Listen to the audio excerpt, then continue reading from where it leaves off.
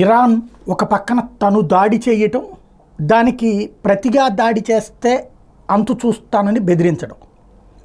అదే సందర్భంలో తాజాగా కొన్ని చోట్ల రాయబార కార్యాలయాలు ఏవైతే ఉంటాయో ఆ రాయబార కార్యాలయాల మీద దాడులకి ఇరాన్ ప్రోత్సాహక లేకపోతే ఇరాన్ మద్దతుదారులని లేదా ఇరాన్ని ప్రేమించేటటువంటి కొంతమంది తీవ్రవాద భావజాలికులు దాడి. అందులో డెన్మార్క్ రాజధానిలో ఉన్నటువంటి ఇజ్రాయెల్ రాయబార కార్యాలయం దగ్గరన బాంబు దాడులు, బాంబు పేలుళ్ళు సంభవించినటువంటి పరిస్థితి. అంటే ప్రపంచవ్యాప్తంగా ఉన్న యూదుల అంతు చూస్తామని, ప్రపంచవ్యాప్తంగా ఉన్న ఇజ్రాయెల్ రాయబార కార్యాలయాలన్నింటినీ అంతు చూస్తామని పరోక్షంగా హెచ్చరించేటటువంటి ప్రక్రియని చేపట్టింది ఇరాన్.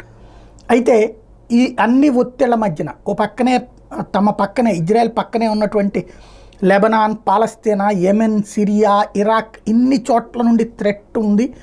ఇరాన్తో ప్రత్యక్ష యుద్ధం అంటే 6 దేశాలతో ఏకకాలంలో యుద్ధం చేయాల్సినటువంటి సిచ్యువేషన్లో సిద్ధమని ప్రకటించింది ఇజ్రాయెల్ డిఫెన్స్ ఫోర్స్. ఏదైతే ఇజ్రాయెల్కి సంబంధించినటువంటి సైన్యం ప్రతీకార దాడి తప్పదని తేల్చి చెప్పింది. ప్రస్తుతం చూస్తుంటే అమెరికా, యూరప్ దేశాలు కూడా లాస్ట్ ట్రిప్ అయితే ఇరాన్ ఇజ్రాయెల్ మధ్యన వారిని కంట్రోల్ చేయడానికి తమ వంతు ప్రయత్నాలు చేసినాయి. ఈ దఫా అట్లాంటి ప్రయత్నాలు ఏం చేయకపోగా ఇజ్రాయెల్ని ఎంకరేజ్ చేస్తూ అండగా నిలబడుతుంది. దానికి కారణం ఇరాన్ వెనకాల రష్యా ఉందని వాళ్ళకి తేలినటువంటి నేపథ్యం. కాబట్టి యుద్ధం అనివార్యం. ఈ యుద్ధాన్ని నివారించడం అన్నటువంటిది ఎవరి తరం అన్నదే తేలాల్సి ఉంది.